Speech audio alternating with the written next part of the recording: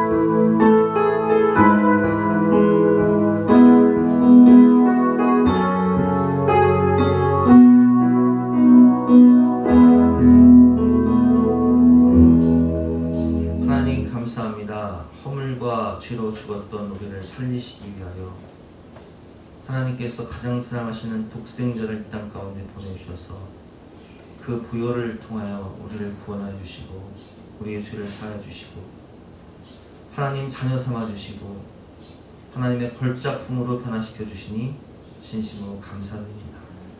하나님께서 우리를 사랑하신 것처럼 우리도 하나님을 사랑하며 또한 우리에게 허락하신 귀한 영혼들을 사랑하며 섬기며 살아갈 수 있도록 풍성한 은혜와 사랑을 더하여 주시옵소서. 감사드리며 거룩하신 예수 그리스도 이름으로 기도드렸사옵나이다.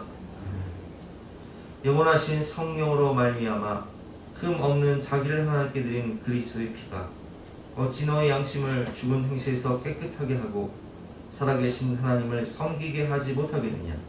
그러므로 주 예수 그리스도 안에 있는 자에게는 결코 정죄함이 없느니라. 아멘. 사죄를 확신하며 다같이 사도신경으로 우리 신앙을 고백하시겠습니다.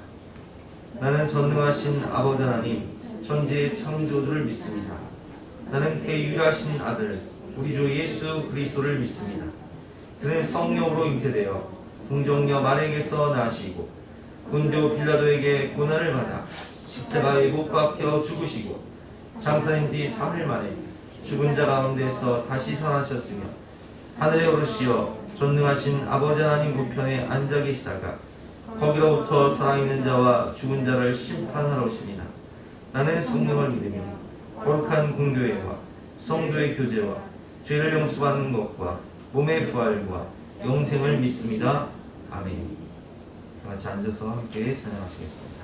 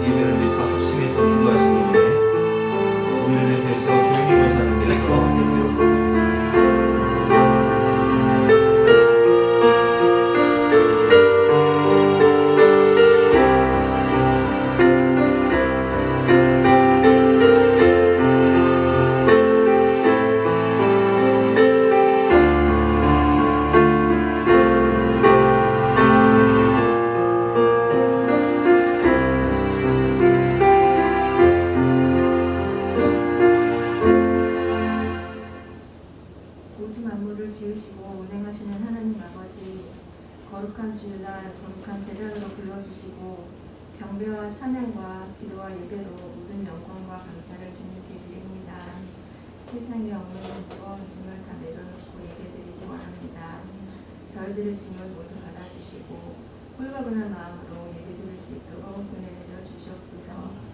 믿음이 없이는 하나님을 기쁘시게 할 수 없다 하신 주님, 믿음이 부족하여 염려하고 근심 걱정하는 저희들을 긍휼히 여기시어 기도할 때마다 하나님의 살아계셔서 역사하심을 믿게 도와주시옵소서.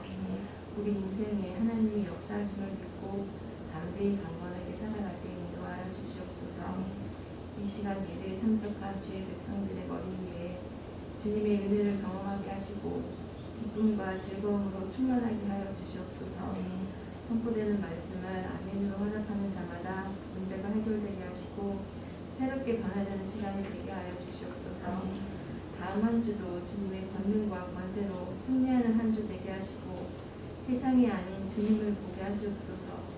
복음을 전파하는 아름다운 발이 되게 하시고 주의 나라를 위하여 주님 기뻐하시는 믿음으로 달려가는 권능의 발이 되게 하시옵소서. 주일학교 여름 수련회를 앞두고 있습니다. 우리 옛사람 교회 귀한 다음 세대의 아이들이 수련회를 통하여 주님을 깊이 만날 수 있게 하시고 하느님의 자녀로서 정체성을 깨닫는 한 시간이 되게 하시옵소서. 한 명 한 명 귀하고 소중한 존재임을 깨닫고 주님의 뜻과 비전을 알게 되는 귀한 시간이 되게 하시옵소서. 기도로 준비하게 하시고 오고 가는 모든 시간 동안 안전하게 지켜주실 줄 믿습니다. 주님께서 세워주신 우리 예수님 교회가 모든 사람이 구원받기를 원하시는 하나님의 뜻을 따라 하나님 나라 확장을 위해 더욱더 힘쓰는 교회가 되기를 원합니다. 영혼을 구원하는 일과 말씀의 씨앗을 뿌리고 가꾸며 땅끝까지 복음을 전하기 위해 계획하고 진행하는 모든 사역 위에 하나님 은혜와 도우심을 간절히 원합니다. 건강한 모습으로 다니에 세워주신 임정구 목사님께 하늘의 영광과 능력으로 기름 부어주시고 영적 지경을 더욱 넓혀주셔서 대언하시는 말씀에 능력의 능력을 더하여 주시옵소서. 몸과 마음이 연약한 저희들이 말씀 가운데 거듭나게 하시고 말씀 듣는 중에 새 힘을 얻는 귀한 시간 되게 하시옵소서. 이 예배의 자리에 함께하지 못한 성도님들도 기억하셔서 동일한 은혜 부어주시고 오늘도 귀한 은혜와 영광으로 충만하게 하여 주시네 감사드리며 이 모든 영광 홀로 받아주시옵소서. 모든 것 감사드리며 예수 그리스도의 이름으로 기도드렸습니다. 아멘.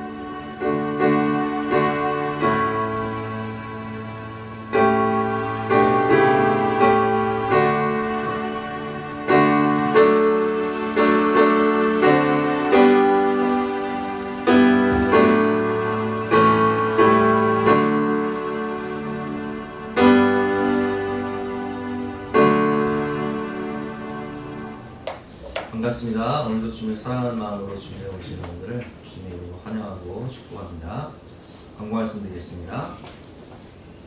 교회학교 여름수련회가 있습니다. 위에서 기도해 주시기를 부탁드립니다. 어르신 소풍을 이번 주 화요일 날 모여서 차이나타운 가서 점심 사드리고 서해 경험시켜드릴 테니까 9시까지 교회로 오시기 바랍니다. 비가 와도 갈 거니까요. 날씨에 상관없이 오시면 되겠습니다. 중고등부 모임 다음 주일 예배 후에 점심 식사 후에 방탈출 카페를 갑니다. 신청은 김현주 사모에게 해주시기 바랍니다. 아동부 모임 다다음 주죠. 다다음 주 2부 예배 후에 식사하고 영화관에서 영화 관람하도록 하겠습니다. 전도하고 싶은 친구들도 데리고 오시면 함께 참여하도록 하겠습니다. 예배 후에 빵과 마스크를 하나씩 가져가시기 바랍니다. 오늘 주신 하나님 말씀은 출애굽기 20장 12절부터 14절 말씀인데요. 구약성경 112면입니다. 구약성경 112면 출애굽기 20장 12절부터 14절까지의 말씀을 제가 공부하겠습니다. 내 부모를 공경하라. 그리하면 내 하나님 여호와가 내게 준 땅에서 내 생명이 길리라. 살인하지 말라. 간음하지 말라. 아멘. 오늘 말씀의 제목은 내 이웃을 내 몸과 같이 사랑하라 라는 제목으로 본 말씀을 의지해서 함께 은혜를 나누도록 하겠습니다. 지난주 말씀을 통해서 하나님께서 십계명을 주신 목적을 배웠죠. 하나님께서는 우리를 창조하시고 우리를 구원하시기 위해서 자신이 가장 사랑하시는 독생자 예수님을 이 땅 가운데 보내주시며 예수님은 우리를 구원하기 위해서 자신의 생명, 자신의 모든 것을 다 바쳤어요. 그래서 하나님께서 우리에게 원하시는 것은 내가 너를 죽기까지 사랑하는 것처럼 너도 나를 그렇게 바라보고 사랑해 주어라. 이것이 하나님께서 우리에게 원하시는 사랑의 마음이죠. 십계명은 크게 두 가지로 되어 있다고 말씀을 드렸죠. 십자가의 수직과 수평이 있는 것처럼 첫 번째는 하나님 사랑이고 두 번째는 이웃 사랑이에요. 그래서 오늘 배우는 이 부분은 지난주는 하나님 사랑이었다면 오늘부터는 이웃 사랑에 대해서, 그래서 제목이 내 이웃을 내 몸과 같이 내 자신과 같이 사랑하라 라는 제목인데요. 오늘의 말씀은 내가 너를 그렇게 죽기까지 사랑하는 것처럼 내가 너를 독생자를 내어줄 만큼, 전부를 내어줄 만큼 사랑한 것 같이 너도 나를 사랑할 뿐만 아니라 내가 너를 사랑한 것 같이 너희도 서로 사랑하라. 그래서 내 이웃을 내 몸과 같이 사랑하라.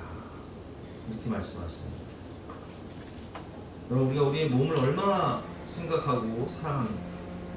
우리는 몸 생각해서 음식을 먹어도 좋은 것을 가려 먹고, 또 몸 생각해서 몸에 좋은 약을 사 먹고, 몸 생각해서 몸에 좋은 걸 발라요. 씻고 난 다음에 피부에 좋은 걸 바르고, 몸 생각해서 옷을 사도 감촉이 좋은 거, 재질이 좋은 옷을 사요. 몸 생각해서 여름휴가도 갔다 오고, 몸 생각해서 내 자신을 생각해서 취미생활도 하고 여가도 즐기고. 우리는 우리 몸을 사랑한단 말이죠. 우리 자신을 사랑한단 말이에요. 그런데 주님께서도 우리에게 말씀하셨어요. 내가 내 몸을 사랑하는 것처럼 내 이웃도 내 몸처럼 자신처럼 사랑하라. 마태복음 22장 34절부터 보겠습니다. 예수께서 사두개인들로 대답할 수 없게 하셨다함을 바리새인들이 듣고 모였는데, 그 중에 한 율법사가 예수를 시험하여 묻되, 선생님, 율법 중에서 어느 계명이 크니까? 예수께서 이르시되, 내 마음을 다하고 목숨을 다하고 뜻을 다하여 주 너의 하나님을 사랑하라 하셨으니 이것이 크고 첫째 되는 계명이요, 둘째도 그와 같으니 내 이웃을 내 자신같이 사랑하라 하셨으니 이 두 계명이 온 율법과 선지자의 강령이니라. 아멘. 613가지의 율법이 있지만 그 모든 율법을 다 축약해 놓은 것이 뭐예요? 바로 하나님 사랑과 이웃 사랑이라는 거예요. 그렇다면 우리가 어떻게 이웃을 사랑해야 할까요? 그것을 본말씀을 통해서 함께 배울 텐데요. 첫 번째로 내 부모를 공경하라 말씀하고 계십니다. 오늘 본문 12절 말씀이죠. 내 부모를 공경하라. 그러면 내 하나님 여호와가 내게 준 땅에서 내 생명이 길리라. 이 하나님과 우리의 관계 다음에 가장 기초가 되는 관계는 하나님과 우리의 관계라면 그 다음 이제 기초가 되는 관계는 바로 부모와 자식과의 관계예요. 왜냐하면 하나님이 우리를 이 땅에 보내실 때 누구를 통해서 보내셨죠? 부모님을 통해서 보내셨기 때문에 가장 기초가 됩니다. 그래서 부모는 우리를 위해서 아낌없이 주는 나머지는 정말 헌신하고 살아가시죠. 뭐 오늘도 여기 예배 나오신 분들 보면 대부분 자식들을 위해서 헌신하시는 분들, 맞벌이 하시면서 힘들게 자식들 뒷바라지 하시는 부모님들이 많이 계신데, 그래서 이 부모님을 공경하다라는 뜻은 히브리어로 카베드라고 하는 단어인데, 이 단어의 뜻은 비중이 있다, 또 중요하다는 뜻이에요. 부모가 우리의 삶에 그만큼 중요하고 비중이 있는 존재라는 거예요. 어렸을 때 아이들 보면요, 엄마 껌딱지예요. 안 떨어져요. 어딜 가도 엄마 옆에 딱 달라붙어 있어요. 그만큼 그 아이의 인생에 있어서 정말 비중 있는 중요한 존재가 누구예요? 부모예요. 엄마예요. 또 그 아이가 자라서 자식을 낳으면 또 그 아이에게 그 엄마가 또 그런 존재가 되죠. 그래서 공경하다는 뜻은 부모를 중요하게 여기고 비중 있게 생각해라, 이런 단어인 것입니다. 때로는 어떤 분들은 그런 얘기를 해요. 목사님, 저는 이런 설교를 보면 부담스러워요. 왜? 언젠가 단일 기도회 때 이승재 목사님 간증을 들었는데, 이승재 목사님 아버지는 5종 종합 세트를 가지고 계셨다고 하셨죠. 술 먹고 엄마를 때리고 가족들을 때리고 욕하고 무직이었는데 엄마가 힘들게 일해서 돈을 벌어오면 그것 가지고 나가서 도박하고 그것도 모자라서 외도까지 하고 이 5종 세트를 가지고 있었다고 해요. 자랄 때부터 부모님에게 혹은 아버지에게 상처를 너무나 많이 받은 분들도 계시다는 거예요. 그런 분들은 오늘 같은 설교를 들으면, 목사님, 제가 그런 아버지도 공경해야 됩니까? 이렇게 물으실 수 있어요. 그러나 부모님의 삶이 연약하고 그리고 인격이 성숙하지 못해서 내가 상처를 받고 살았다 할지라도 우리가 부모님을 공경해야 할 이유는, 부모는 하나님의 대리자며 하나님의 동역자라는 거예요. 하나님은 그럼에도 불구하고 그런 부모님을 통해 우리를 이 세상에 보내셨다는 거예요. 그리고 우리가 그런 부모님을 통해 양육받고 지금까지 성장할 수 있었다는 거예요. 그래서 우리는 부모를 공경해야 하는 것입니다. 오늘 본말씀을 보면 이 약속 있는 첫 계명이라고 적었어요. 12절 말씀을. 왜 약속 있는 첫 계명이냐면 단서가 있어요. 내 부모를 공경하라. 그리하면이라는 단서가 붙어요. 그리하면 내가 이 땅에서 잘 되고, 에베소 6장 1절을 보면 내가 이 땅에서 잘 되고, 그리고 내가 준 땅에서 내 생명이 들리라. 축복의 말씀이죠. 부모를 공경하는 사람에게 하나님이 이 땅에서 잘 되고 그리고 장수의 축복을 주시겠다, 이렇게 약속을 하십니다. 예수님도 이 땅 가운데 사람의 몸으로 오셔서 십자가에 돌아가시면서까지 그 어머니, 육신의 어머니 마리아를 생각하며 가장 믿을 수 있는 제자였고 사촌 동생이었고 가장 장수했던 사도 요한에게 보라 내 어머니라. 그래서 어머니 마리아를 부탁하셨죠. 그리고 예수님은 십자가에서 죽기까지 순종하시며 하나님 아버지의 뜻에 따라드려요. 그만큼 예수님도 이 부모 공경에 대한 모범을 보이셨다는 거예요. 헨리 포드가 자동차 왕이 된 이유는 그 어머니가 이제 아프셨는데 그 당시엔 자동차가 없던 시절이었죠. 마차를 타고 가다가 어머니가 병원에 가기 전에 숨지신 거예요. 그게 너무 한이 돼가지고 내가 다시는 이런 슬픔이 없도록 이런 사람들이 이런 슬픔을 당하지 않도록 빠른 교통수단을 만들어야겠다 결심을 하고 만든 것이 자동차예요. 그리고 자동차 왕이 된 것이죠. 여기 어느 소년이 있었습니다. 이 사람이 어머니가 가방을 들고 다니는데 너무 무거운 가방을 들고 다니면서 고생을 하시니까 어머니를 위해서 종이로 가방을 만들어서 특허를 해요. 그래서 그 가방이 이제 대박이 나죠. 그 사람이 찰스 스틸웰인데 어머니를 위해서 만든 이 종이백 때문에 자기 인생이 오히려 축복을 받게 되는 인생 역전의 기회가 되는 것을 볼 수 있습니다. 여러분, 우리가 부모를 공경하면요 하나님이 그분을 축복해 주세요. 왜냐면 제가 보면 부모를 공경하는 분들은요 하나님께도 잘하고요 이웃에게도 잘합니다. 그렇기 때문에 모든 관계 속에서 덕이 있기 때문에 복받을 그릇이 되기 때문에 하나님이 축복을 해주실 수밖에 없는 거예요. 구체적으로 어떻게 비중을 두고 부모님을 공경해야 될까요? 구체적인 적용인데요. 부모님의 말씀에 순종해야 돼요. 부모님이 하시는 그 말씀을 경청하고 어떤 일을 결정할 때 그분들의 지혜를 구해야 돼요.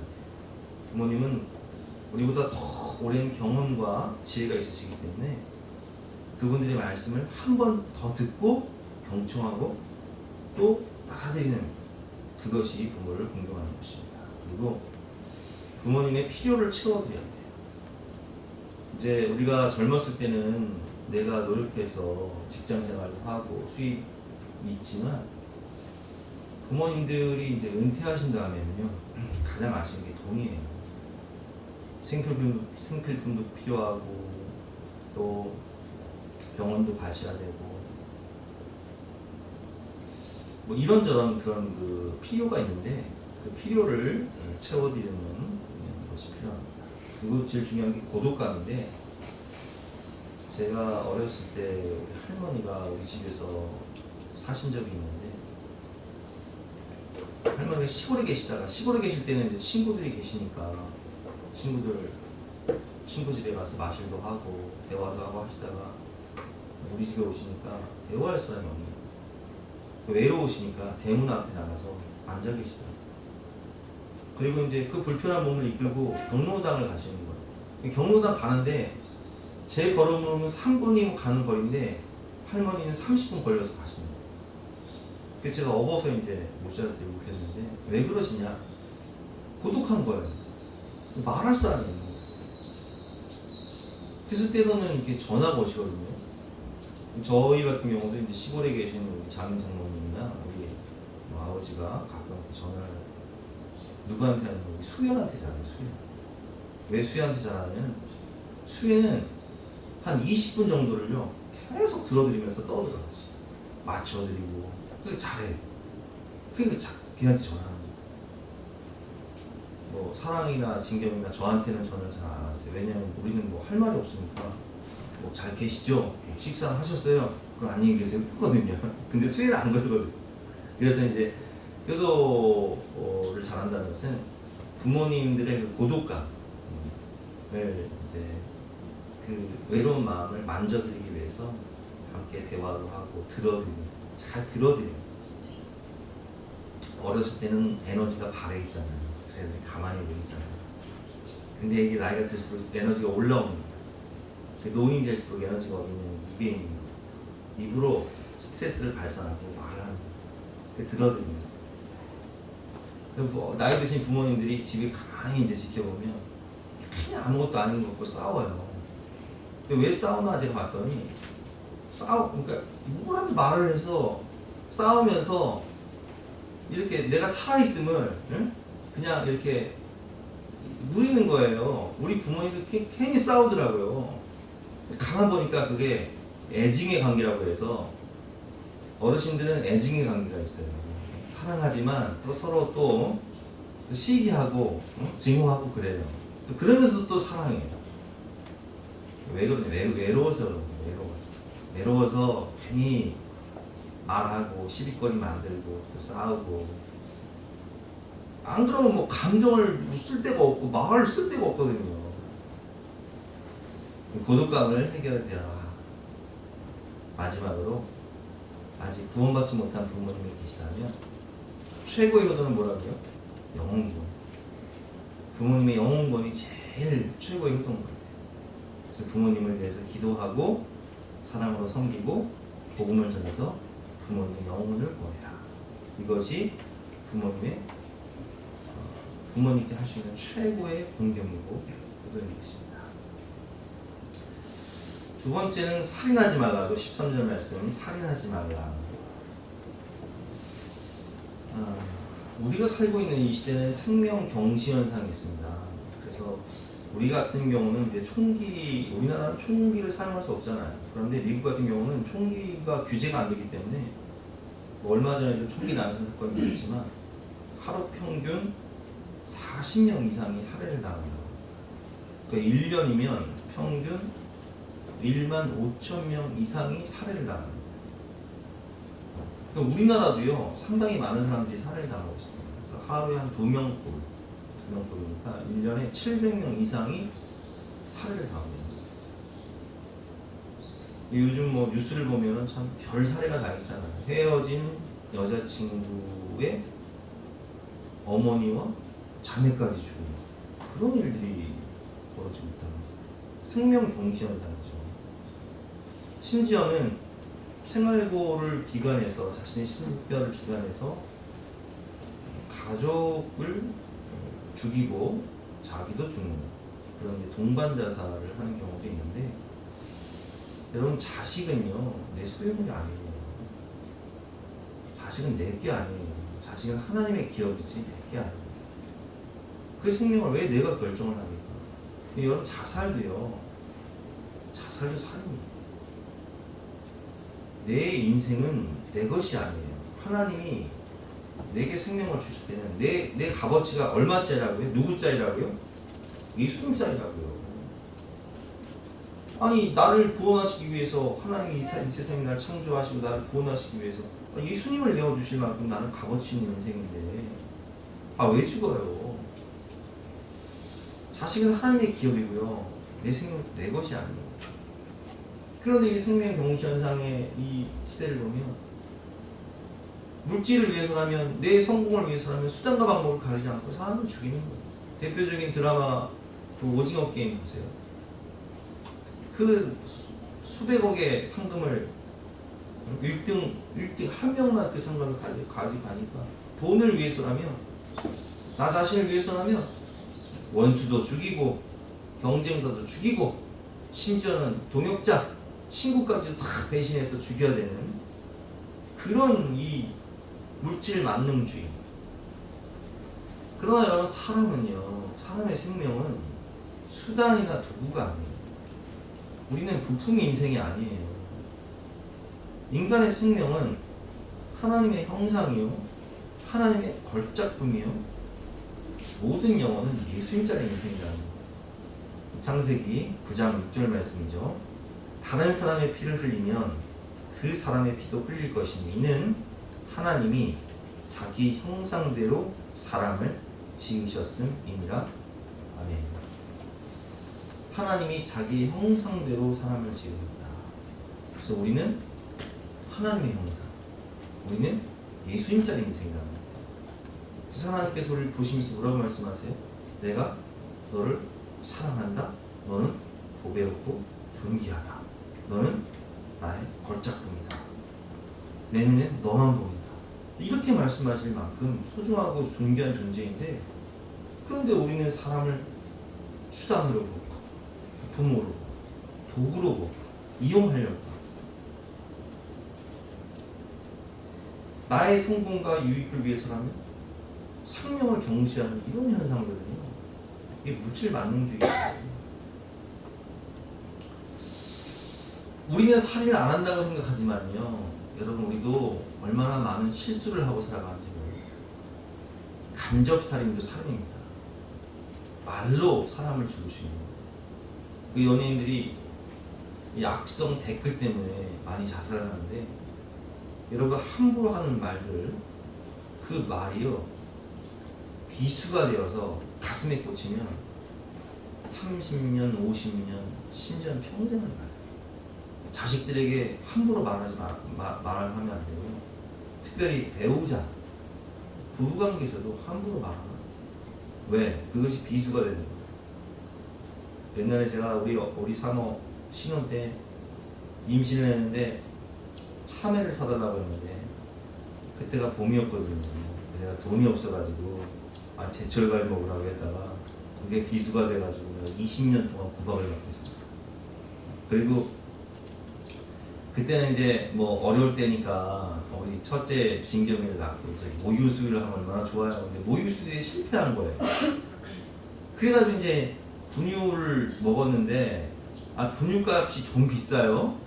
그래서 이제 마트 가서 분유 살 때마다 제가 모유수유 실패해가지고 이게 이 비싼 분유를 먹는다고 내가 했다가, 그게 또 이제 가슴에 꽂혀가지고 내가 여지까지 내가 그냥 맨날 그냥 그랬다고 그냥 저를 뭐 구박을 많이 해요. 그래서 함부로 말하면 안 된다. 잠언 12장 18절 말씀, 칼로 찌는 같이 함부로 말하는 자가 있거니와 지혜로운 자의 혀는 양약과 같으니라. 여러분, 말은요 칼과 같고 불과 같습니다. 그래서 야고보서를 보면요, 이와 같이 혀도 작은 지체로 돼 큰 것을 자랑하도다. 보라, 얼마나 작은 불이 얼마나 많은 나무를 태웁니다. 여러분, 우리가 올 초에도 뭐 산불이 많이 났지만, 그 작은 불에서 시작된 그 불이요, 막 도시 전체를 다 태워버려요. 이번 동해안 같은 경우는 동해시 그 방화 사건으로 얼마나 많은 집이 탔어요. 근데 이 말이요, 불과 같다니까요. 그래서 6절 말씀을 보면, 혀는 곧 불이요 불의 세계라. 혀는 우리 지체 중에서 온 몸을 더럽히고 삶의 수레바퀴를 불사르니 그 사는 것이 지옥불에서 나느니라. 이게 말로 사람을 죽이면요, 그 말 때문에 사람의 인생이 지옥이 되어버립니다. 근데 우리가 그런 말들을 한다니까요. 누구한테? 배우자한테도 하고, 막 자녀들한테도 하고. 함부로 말을 하면 안 돼요. 칼로 찌른같이 말을 한다. 그리고 미움도 살인이에요. 하나님 말씀을 보면 요한일서 3장 11절 말씀에, 그 형제를 미워하는 자마다 살인하는 자는, 미워하는 것도 살인이라고 나와 있어요. 살인하는 자마다 영생의 그 속에 거하지 않는 것을 너희가 아니라. 여러분, 우리가 실제로 사람을 뭐 죽이지는 않지만 간접적으로 이 말로 사람을 죽일 수 있고요, 미움으로, 시기로, 징으로 사람을 죽일 수 있다.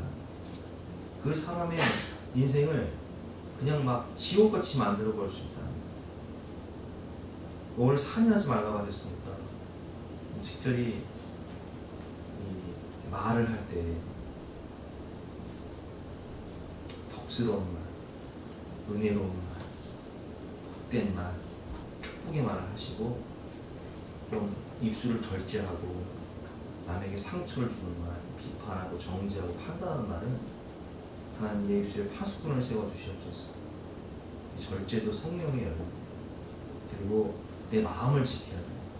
누구를 미워하는 마음이 있다는 것은 그 미움이요 상대방도 죽이지만 사실은 나 자신을 죽입니다. 내 마음에 쓴 뿌리가 나서 나 자신을 괴롭게 합니다. 내 영혼과 내 욕심을 파괴하는 거예요. 세 번째는 간음하지 말라. 14절 말씀이죠. 간음하지 말라. 우리나라에 간통죄가 폐지가 됐습니다. 간통죄가 폐지된 이유는 법원에서 성적 자기 결정권이라는 거예요. 왜 부부관계에서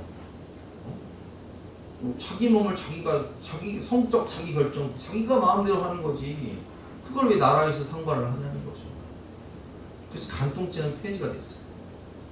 그러다 성의 혁명이라는 통계에 의하면 우리나라도 미국 같은 경우는 50% 이상이 혼외 정사를 한다는 거예요. 우리나라도 별반 차이는 없겠지만 어마어마한 그런 타락한 시대가 오는 거예요.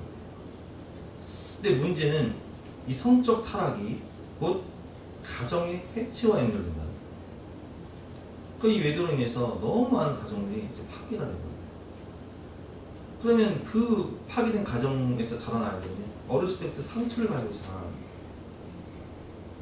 그리고 가정의 해체는 이 가정이 해체됨으로 인해서 결국은 국가가 멸망하는 거예요.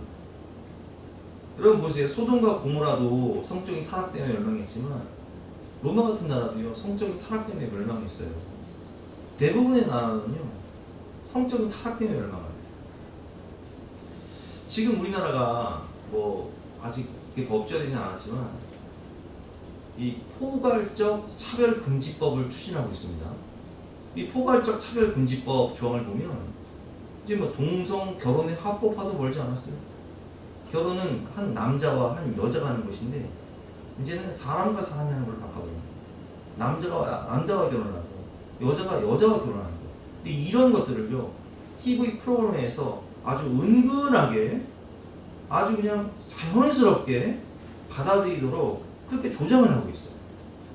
그리고 학교 교육에서도요 우리 아이들이 학교를 가면 이런 교육을 받는다는 거예요.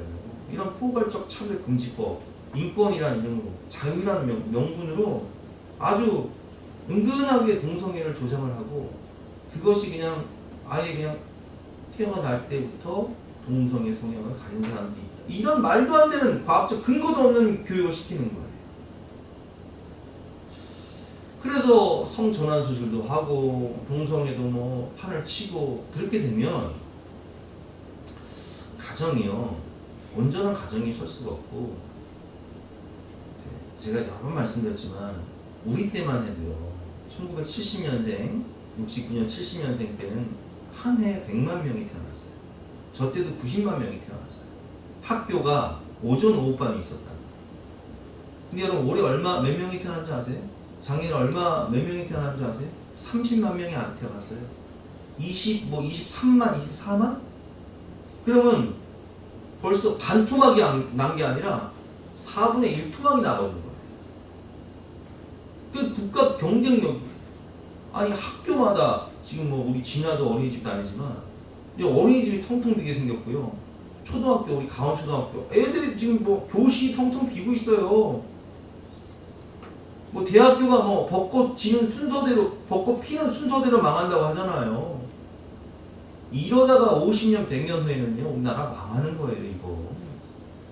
안 그래도 지금 출산율이 지금 저조한데, 무슨 남자와 남자가 결혼을 하고, 여자와 여자가 결혼을, 이 말도 안 되는 이런, 근데 세상이요, 이렇게 지금 타락하고 있다는 거예요. 가늠하지 말라, 이 말씀을 드리면요, 미혼 남녀들은 나는 해당 안 되겠지. 여러분들 더 해당되죠. 음행에 포함되는 겁니다.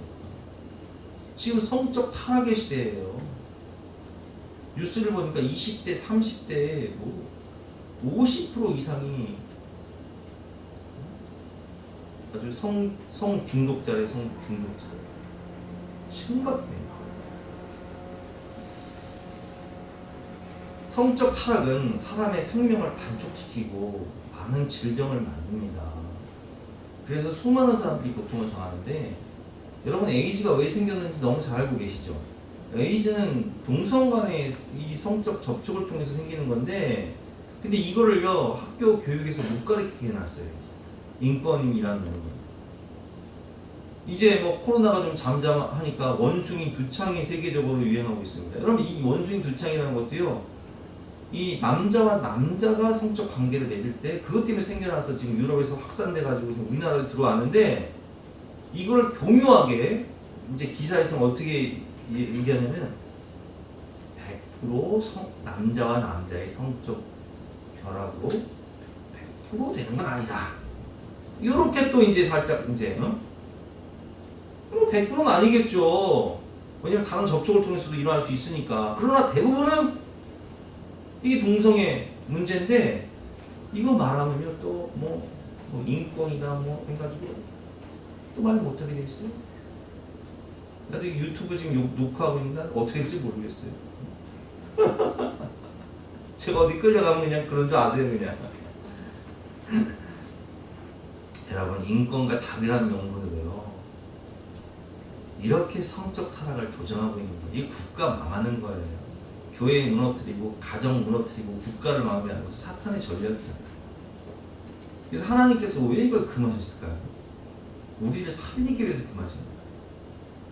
레위기 20장 13절 말씀 누구든지 여인과 동침하듯 남자와 동침하면 둘 다 가증한 일을 행하는즉 반드시 죽을지니 자기의 피가 자기에게로 돌아가리라. 아멘. 그래서 간음하지 않기 위해서는요, 음행하지 않기 위해서는 우리가 세상 문화 속에 수많은 유혹의 자리를 피해야 돼요. 이 유혹의 자리를 피하는 게 중요한데 죄의 유혹 앞에서 여러분 성령 충만하던 다윗이 얼마나 성령 충만한 사람인지 여러분들이 너무 잘 알고 계시잖아요. 시편 보세요. 시편 대부분 다윗이 쓴 거예요. 그렇게 하나님을 사랑하고 성령 충만한 다윗도 죄의 유혹 앞에서는 무너졌습니다. 그러면 우리가 어떻게 해야 돼요? 죄와 싸우되 이게 병법에서 36개가 있습니다. 36개라는 것은 35가지 방법을 다 해봐서 상대가 너무 강하면 36개 줄임라는 그냥 도망가라는 거예요. 이게 무슨 얘기냐면 여러분 우리가 죄와 정면 대결을 이 음행의 문제, 간음의 문제와 정면 대결을 할 생각을 하지 마세요. 그 유혹의 자리를 피해야 돼요. 나를 타락시키고 내가 죄짓게 만드는 그 모임이나 혹은 그 사람이나 혹은 그 장소에 가지 말아야지. 고깃집 가서 여러분 어떻게 고기 냄새가 안 배요? 그 도박장 가서 어떻게 도박을 안 하냐고요? 술집 가서 안주만 먹고 있으면 욕 먹어요. 죄의 자리를 피하는 수밖에 없는 거예요. 유혹은 36개 주랭랑. 그래서 유혹의 자리를 피해야 되는 거예요. 잠언 6장 27절 말씀이죠. 사람이 물을 품고서야 어찌 그의 옷이 타지 않겠으며 사람이 숯불을 밟고서야 어찌 그의 발이 되지 않겠느냐. 그러니까 이 유혹은요 불과 같고 숯불과 같다는 거예요. 그 근처에 가면 될 수밖에 없는 거예요. 탈 수밖에 없는 거예요. 남의 아내와 통관하는 자도 이와 같을 것이라. 그를 만지는 자마다 벌을 면하지 못하리라. 아멘. 숯불 앞에 가지를 말고 불 앞에 가지를 말아야지. 간 다음에 될 수밖에 없는 것입니다. 탈 수밖에 없는 것입니다. 그래서 여러분 요셉의 지혜가 여기 있는 거예요. 요셉은 다윗과 달랐어요. 다윗은 그 밧세바가 목욕을 할 때 그것을 지켜보고 그 죄의 유혹을 이기지 못했죠. 그러나 요셉은 보디발 장군의 아내가 유혹을 할 때 어떻게 해요? 그 자리를 박차고 일어나 나갔다는 거예요. 유혹의 자리는 박차고 나가는 것이 지혜예요. 이걸 못 피하면 어떻게 됩니까? 내 영혼과 인생이 망하게 되는 것입니다. 잠언 6장 32절 말씀. 여인과 간음하는 자는 무지한 자라. 이것을 행하는 자는 자기의 영혼을 망하게 하며. 아멘. 특별히 우리는 하나님이 이 음행의 문제, 간음의 문제를 해결하기 위해서 가정을 주셨다는 거예요. 가정 안에서 참된 행복과 자유를 누릴 수 있도록 하나님이 우리에게 배우자를 허락하셨다는 거예요. 참된 자유는 참된 구속 안에 있습니다 라는 말이 있습니다. 이게 무슨 얘기냐면, 기차는 그 레일 안에 있을 때 참된 자유를 누릴 수 있는 거고요, 물고기는 물 안에 있을 때 참된 자유를 누리는 거예요. 그런데 기차가 레일 밖으로 나간다든지 물고기가 물 밖으로 나오는 순간 어떻게 되는 거예요? 그건 죽는 거예요. 마찬가지예요.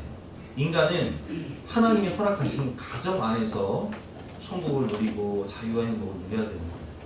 그래서 하나님께서 고린도전서 7장 2절 말씀을 통해서 이렇게 말씀하셨습니다.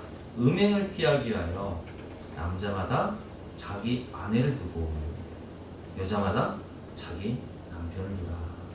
어떻게 하라고요? 결혼하라는 얘기예요. 가정 안에서 해결하라는 얘기예요. 가정 안에서 누리라는 얘기예요. 남편은 그 아내에 대한 의무를 다하고 아내도 그 남편에게 그렇게 할지라. 아내는 자기 몸을 주장하지 못하고 오직 그 남편이 하며, 남편도 그와 같이 자기 몸을 주장하지 못하고 오직 그 아내가 나니 서로 분방하지 말라. 다만 기도할 틈을 얻기 위하여 합의상 얼마 동안은 하되 다시 합하라. 이는 너희가 절제 못함으로 말미암아 사탄이 너희를 시험하지 못하게 하려 함이라. 아멘. 그러니까 여러분, 우리가 그 가정 안에서요, 하나님이 가정을 허락하신 이유는 음행을 피하기 위해서 가정 안에서 참된 만족과 행복을 누리라는 거죠. 그런데 제가 이렇게 남성 목장이나 여성 목장 이렇게 함께 대화를 하다 보면 이 부부 관계가 원만하지 않게 되면요, 이게 다른 돌파구를 찾게 돼 있어요. 그러니까 죄를 짓게 만드는 거예요. 뭐 실제로 뭐 외도를 하진 않겠지만, 우리 교회 성도들이 뭐 실제로 외도하진 않겠지만, 아니 나는 이 욕구가 있는데, 욕망이 있는데 아내가 받아주지 않거나 남편이 받아주지 않으면 뭐 가상의 세계로 간다든지 뭐 사이버 세계로 간다든지 이렇게 돼요. 그럼 이게 남편 죄짓게 만드는 거예요. 뭐 어떻게 해야 돼요? 남편 죄짓지 않도록 오늘 말씀을 보면 3절 말씀에 남편은 그 아내에 대한 의무를 다하고 아내도 그 남편에게 그 의무를 다하는 거예요. 아내는 자기의 몸을 주장하지 못하고 오직 그 남편이 하며, 남편도 그와 같이 자기 몸을 주장하지 못하고 오직 그 아내가 나니 서로 분방하지 말라. 왜 분방하지 말라고요?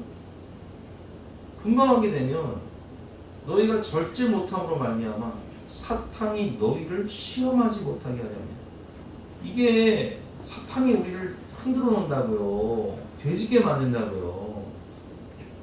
죄짓게 만들지 마세요.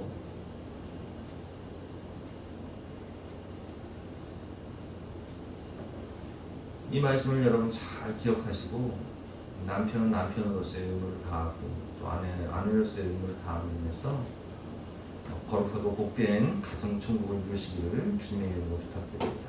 오늘 결론인데요, 인간은 하나님의 형상입니다. 하나님이 나를 죽기까지 사랑하시고 내가 하나님의 걸작품이요 예수님짜리 인생인 것처럼, 하나님은 우리 부모님도 그렇게 사랑하시고 우리 형제들도 그렇게 사랑하시고 여기 계신 모든 성도님 한 영혼 한 영혼, 그 모든 영혼들을 그렇게 사랑하고 계신다. 그리고 교회 밖에 있는 아직 예수를 믿지 않는 그 영혼들도 하나님은 너무나 사랑하셔서 구원하시기를 원하시고 그 영혼들도 하나님 자녀 삼아 주시길 원하시는 하나님이 창조하신 하나님의 형상이라는 거예요. 그래서 오늘 하나님께서 우리에게 부탁하십니다. 뭘 부탁하시죠? 내가 너를 죽기까지 사랑하는 것처럼 너도 나를 그렇게 사랑해 줄 수 없겠니? 그리고 내가 너를 사랑하는 것 같이 너희도 서로 사랑해 줄 수 없겠니? 제가 자식을 키워보니까요, 진경이도 사랑스럽고 수혜도 너무 사랑스럽고 사랑해도 너무 사랑스러운데, 부모가 자식을 사랑하는 건 당연하죠. 그런데 자식들끼리 서로 싸우면 그렇게 마음이 아파요. 여러분, 하나님도요 마찬가지예요. 하나님이 보실 때는 우리가 똑같은 자식이에요. 너무나 사랑스럽고 너무나 귀한데, 그런데 그 형제들끼리 말로 상처를 주고 미워하고 시기하고 살인하고, 얼마나 하나님 마음이 아프시겠어요. 그래서 오늘 하나님께서 우리에게 부탁하시기를, 내가 너희를 사랑하는 것 같이 너희도 서로 사랑하라. 내가 내 자신을 사랑하는 것처럼, 내가 내 몸을 사랑하는 것처럼 이웃을 내 몸과 같이, 너 자신과 같이 사랑해 줄 수 없겠니? 부탁하고 계십니다. 이 말씀을 따라 하나님을 사랑하고 또 이웃을 사랑하시는 저와 여러분 되시기를 주님의 이름으로 축원합니다. 이 시간 함께 찬양하고 기도하실 때 주님의 사랑의 마음을 저에게 주셔서 형제를, 이웃을 사랑할 수 있도록 은혜를 베풀어 주시옵소서. 함께 찬양하고 기도하는 시간 갖도록 하겠습니다.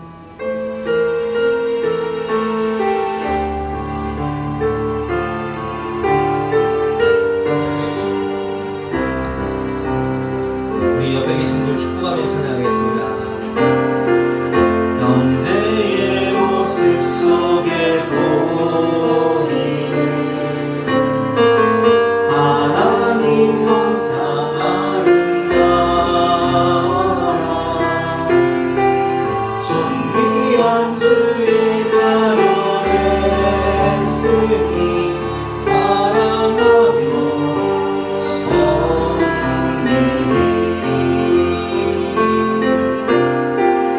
자매의 모습 속에 보이는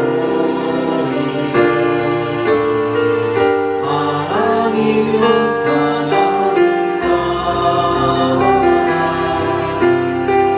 존귀한 주의 자녀 됐으니 사랑하며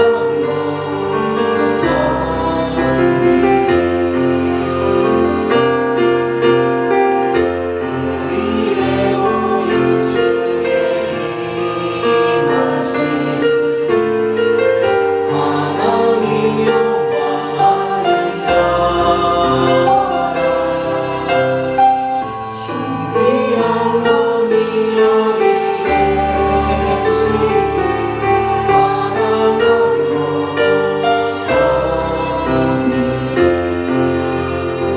주신 말씀 붙잡고 간절한 마음으로 기도하실 때, 주님 우리를 사랑하신 것처럼 우리도 하나님을 사랑하며 또 우리에게 허락하신 귀한 가족들, 이웃들, 친구들, 영혼들을 주님의 마음으로 사랑할 수 있도록 은혜를 부어주시옵소서. 함께 기도하며 나가시겠습니다.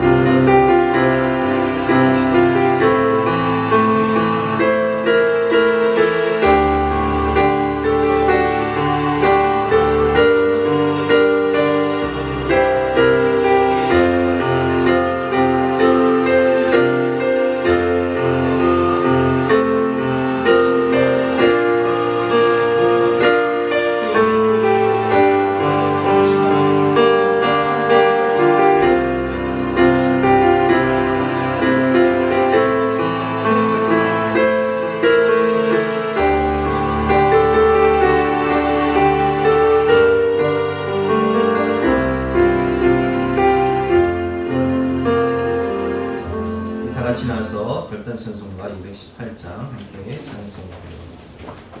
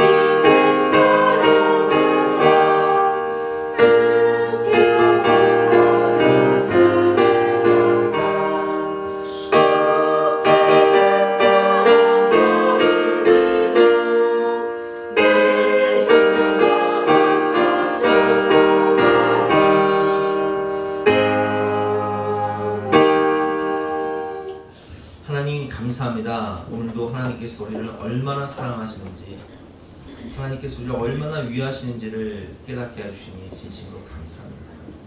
하나님이 우리를 사랑하신 것 같이 우리도 주님을 죽기까지 사랑하며 충성하며 또 우리에게 맡겨주신 영혼들 주님의 마음으로 사랑하고 섬겨서 다 하나님의 나라로 인도할 수 있도록 축복하여 주시옵소서.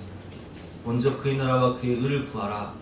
그러면 이 모든 것을 더하시리라 약속하셨사오니 우리가 주님의 마음으로 영혼을 구원하며 살아갈 때에 하나님께서 우리의 모든 가정과 자녀와 앞날을 책임져 주시고 축복하여 주시옵소서. 감사드리며 거룩하신 예수 그리스도 이름으로 기도드렸사옵나이다. 지금은 우리 구주 예수 그리스도의 은혜와 하나님의 영원하신 사랑과 성령님의 감화감동 역사하심이 우리 모든 성도님들 머리머리 위에 앞날 위에 가정 위에 지금부터 영까지 함께 하시기를 간절히 축원하옵나이다. 아멘.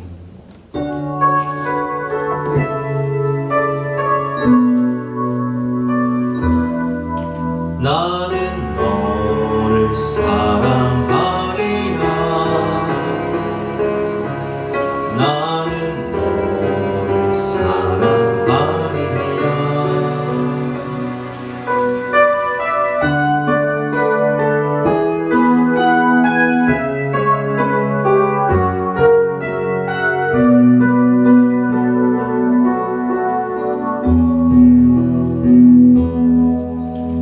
내가 너를 사랑하는 것은 내가 다른 사람보다 나서가 아니라. 내가 너를 사랑하는데 내가 너를 사랑하는데